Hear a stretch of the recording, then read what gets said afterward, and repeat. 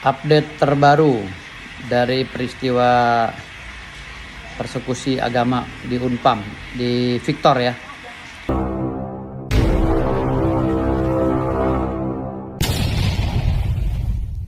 Dan video berikut. Jangan lupa like di Pamulang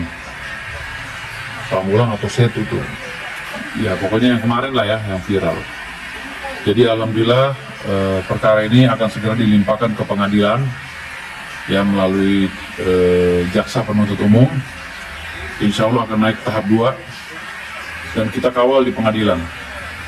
Dan alhamdulillah juga undang-undang darurat sudah disematkan dalam perkara tersebut. Pak RT dengan kawan-kawan mendapat ancaman hukuman di atas 15 tahun penjara. Jadi ini buat efek jerah. Saya beberapa kali mencoba untuk dihalang-halangi oleh oknum-oknum tertentu dengan merebut surat kuasa, dengan merayu para pelapor agar tidak memakai jasa saya, dengan menjelekan saya sebagai pengacara tidak laku dan lain-lain. Saya tetap bersikukuh. Ya, alhamdulillah. Akhirnya perkara ini perkara tercepat, perkara penistaan agama tercepat yang ditangani oleh polisi. Rekor. Kenapa? Karena kerja kami tim lawyer dari Petir, Persaudaraan Timur Raya, di bawah komando saya. Jadi banyak sekali orang-orang yang berupaya untuk menekan mental dari si pelapor dan saksi, mencoba untuk mengganti kuasa, mencoba untuk menghalang-halangi, menggiring mereka ke kelurahan agar berdamai dan lain-lain, termasuk penawaran-penawaran mempermudah biaya kuliah dan lain-lain. Ya, ini yang membuat saya miris. Padahal ini isu agama yang selalu berakhir dengan materai 6.000. Sekarang materai udah 10.000 ya.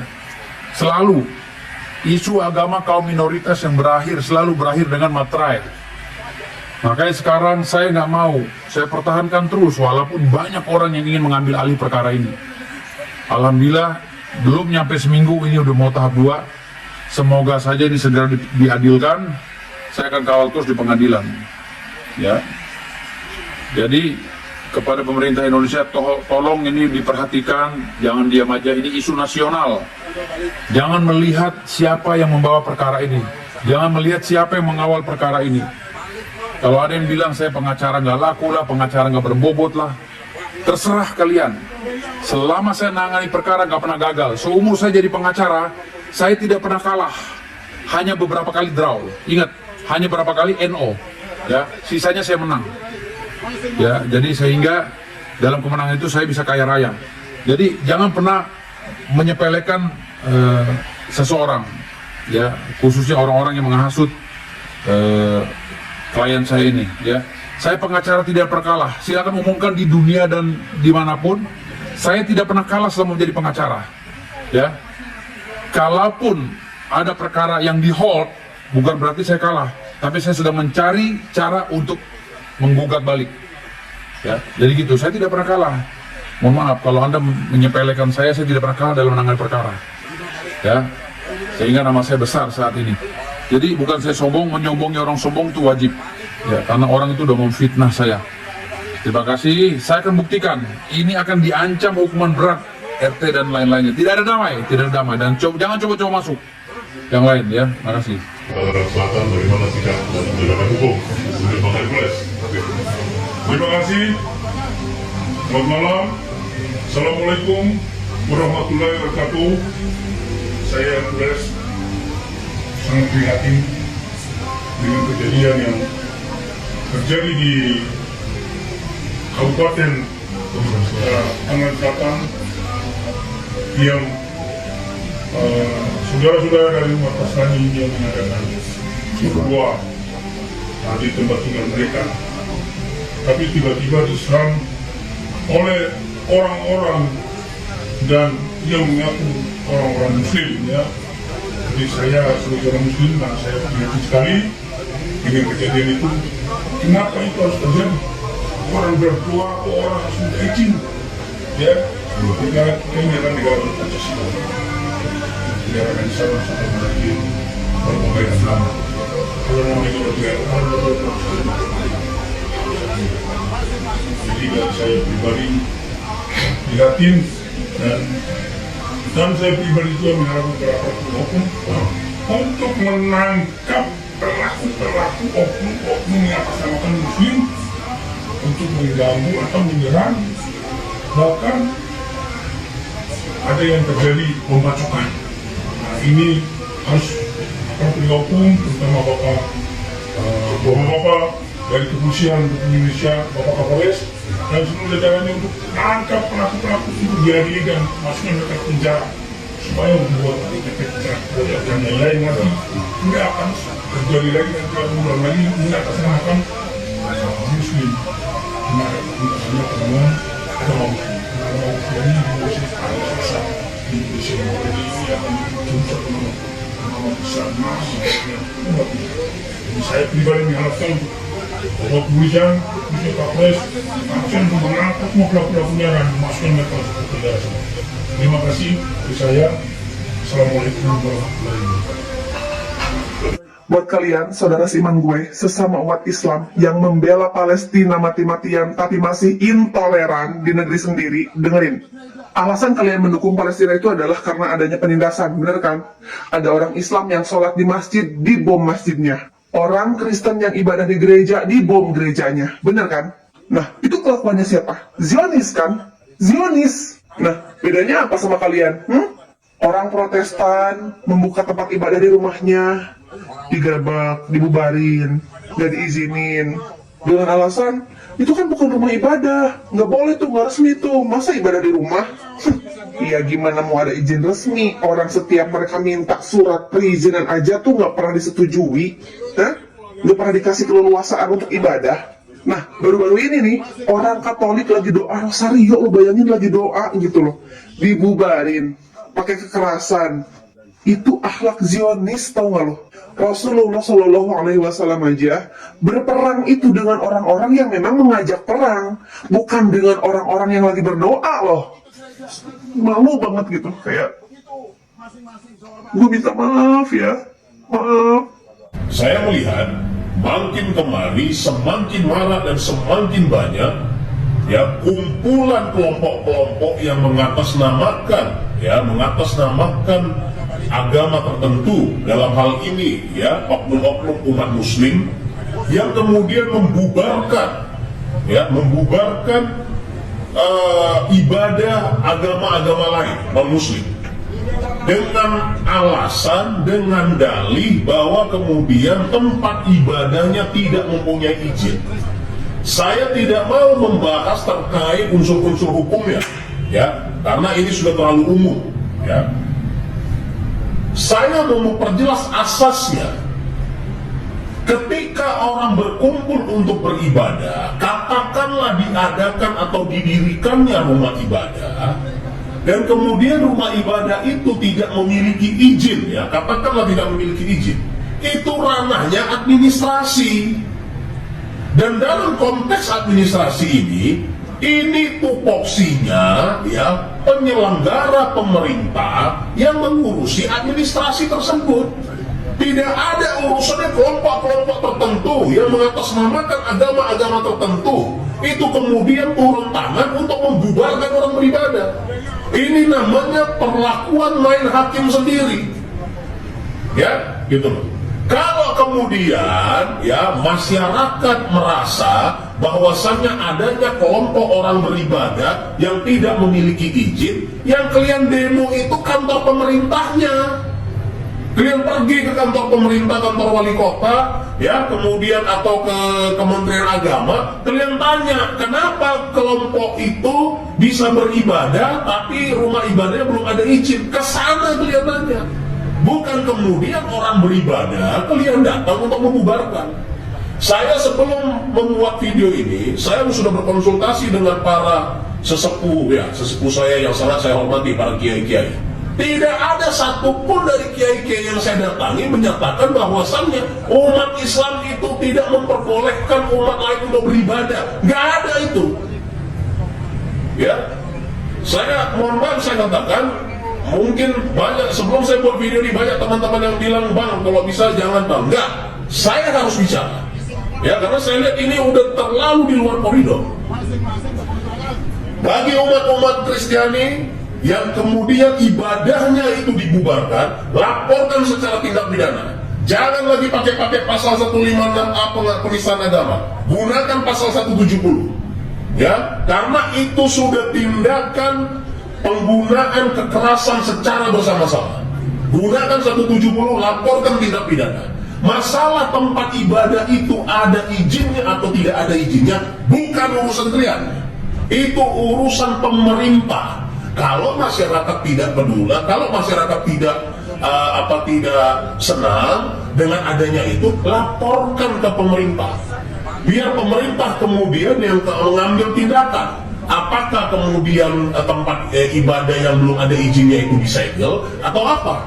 Ya, kita berpikir realistis. Orang mau beribadah itu berniat baik, nggak ada dia melakukan tindakan kejahatan di rumah ibadah itu.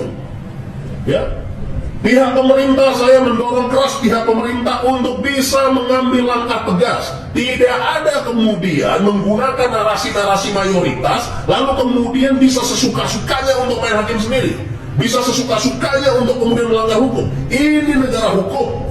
Ya, saya sangat konsen tentang hal ini, terutama yang terjadi di Kota Binjai, Sumatera Utara, daerah tempat saya lahir. Ya, saya sangat konsen. Wali Kota Binjai, kalau Anda tidak bisa menuntaskan masalah ini, turun dari jabatan Anda. Ya, saya selalu katakan, jabatan administrasi suatu daerah itu nggak perlu ada wali kota, nggak perlu ada bupati, itu jalan. Terbukti. Hari ini begitu banyak daerah yang tidak ada kemudian kepala daerahnya, diisi oleh pejabat sementara, pemerintahannya jalan. Lalu apa gunanya pemerintah kepala daerah di situ? Apa gunanya wali kota, apa gunanya bupati, apa gunanya gubernur? Gunanya adalah mengambil kebijakan untuk melindungi masyarakatnya. Ya, ketika ada kelompok-kelompok yang mengatasnamakan agama-agama tertentu, membubarkan umat-umat Kristiani beribadah, kerahkan aparat perangkat daerah untuk apa? Membubarkan itu, karena itu sama seperti demo yang tidak ada izinnya. Aparat penegak hukum, pemerintah berhak untuk membubarkan itu. Dan satu lagi saya katakan, agar Majelis Ulama Indonesia bertindak. Kenapa? Karena ulah oknum-oknum yang mengatasnamakan umat muslim itu mencoreng citra umat muslim sendiri, itu mencoreng citra Islam sendiri. Ya, saya adalah orang yang sangat-sangat dekat dengan beberapa tokoh-tokoh agama Islam, dengan beberapa tokoh-tokoh ulama, dan saya sangat cinta terhadap agama Islam dan saya sangat menghormati ya para ulama-ulama. Tapi ini tidak bisa kita biarkan, karena semakin kemari saya melihat polarisasi yang kira-kira dibentuk. Harus kita hentikan, karena apa? Indonesia adalah negara hukum. Enak aja kamu menghargai saya, kamu itu. Saya menghargai kamu semua. Tapi kamu yang mana? Pelajaran apa kamu? Partainya mahasiswa. Apaan kamu? Kamu punya gereja, pergi ke gereja. Saya punya masjid, pergi ke masjid. Begitu, masing-masing sehormati. Enak aja kamu pada gagah kamu. Belum kontrak. Ini di mana? Jalan kontrak enggak? Kontraknya mana? Ada saya. Kamu kontraknya mana? Ya. Kamu kontraknya mana? Nah, coba balik. Balik udah aja. Balik. Jangan balik. Orang-orang sana mati udah balik. Buset. Balik bro. Balik. Pulang. Balik. Bang, lu itu. Lu bisa kamu. Ini orang pulang.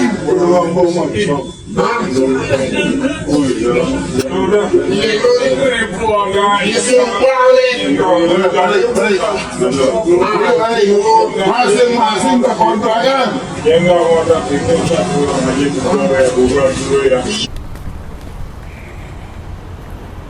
Ya.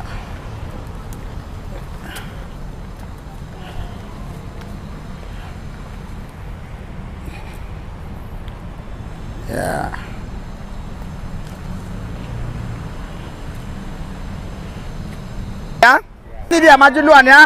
Nah, apa judulnya hari ini? Yesus satu-satunya Tuhan dan juru selamat, di luar Yesus binasa. Dapat hadiah. Sini, ya. Yesus satu-satunya Tuhan dan juru selamat, di luar Yesus binasa. Ya, haleluya. Kisah Rasul 4 ayat 12, tidak ada nama lain di kolong langit ini yang bisa menyelamatkan. Hanya satu, nama Yesus. Yesus itu nama tertinggi, nama di atas segala nama. Jadi siapapun yang punya nama, dia harus tunduk kepada nama Yesus. Yang setuju katakan amin. Haleluya. Kalian semua yang hadir pasti punya nama. Betul? Iya, jadi kalau kalian punya nama, kalian harus tunduk kepada Yesus. Karena dia nama tertinggi, nama di atas segala nama. Ya, itu kalian bisa baca di dalam Filipi 2 ayat 10 11 ya. Yesus nama di atas segala nama ya. Ya, tadi kisah 4 ayat 12 ya. Ada yang mau tulis-tulis, saya lihat kisah 4 ayat 12, tidak ada nama lain di kolong langit ini yang bisa menyelamatkan. Hanya ada satu nama, Yesus Kristus. Tuhan ada berapa? Satu. Namanya siapa? Yesus. Haleluya. Di dalam Roma pasal 10 ayat 12, Allah yang satu ini bukan Tuhan Yahudi dan Yunani saja, tapi Tuhan semua orang. Konteksnya di sana adalah Yesus. Jadi Yesus itu bukan Tuhan hanya satu suku, satu bangsa, Tuhan agama-agama, tetapi Yesus adalah Tuhan orang. Alkitab bilang di Roma 10 ayat yang ke-12, Yesus bukan Tuhan Yahudi dan Yunani saja, tapi Tuhan semua orang. Berikan sorak-sorai buat Tuhan Yesus. Haleluya.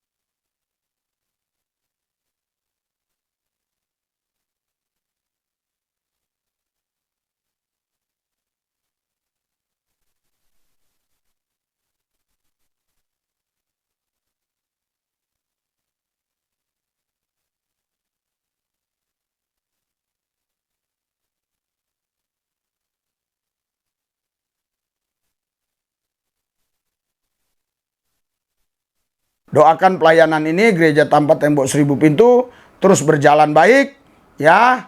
Walaupun saudara, kami menghadapi banyak tantangan juga ya, banyak hambatan, banyak kesulitan ya. Ya, banyak pihak-pihak tertentu yang memang kadang nggak senang ya. Kami berhadapan dengan preman, berhadapan dengan ya kelompok-kelompok ekstrem kanan ya. Mereka datang menggunakan beberapa mobil ya, terus baru-baru ini berhadapan dengan Satpol PP. Tapi puji Tuhan, 6 tahun lebih kami melayani di sini, berjalan terus ya, tidak ada masalah ya. Kami bisa atasi semua karena Tuhan bersama kita, Tuhan di pihak kita. Kalau Tuhan di pihak kita, siapa yang lawan kita, tak selai rambut pun gugur dari kepala kita, kalau bukan seizin Dia ya. Saudara, memang Alkitab katakan gini ya, kita lihat ya, Alkitab katakan gini saudara. Ya, saya akan bacakan ya di dalam Yohanes pasal berapa ini? Ya. Ya, Yohanes 16 ya, saya akan bacakan ya. Oke, sebentar saudara ya, saya akan bacakan Yohanes 16 ya. Ayat yang ke ini ya. Yohanes 16, bentar.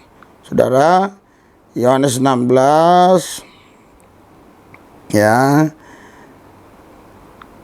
Ayat yang ke, bentar ya, ini ya, Yohanes 16 ayat 2 ya. Kamu akan dikucilkan, bahkan akan datang saatnya bahwa setiap orang yang membunuh kamu akan menyangka bahwa ia berbuat bakti bagi Allah. Jadi kita nggak usah kecewa sama Tuhan ya, karena memang nanti akan muncul orang-orang seperti itu, bahkan dia membunuh kita, katanya dia berbakti kepada Allah. Oke, Tuhan Yesus memberkati. Amin.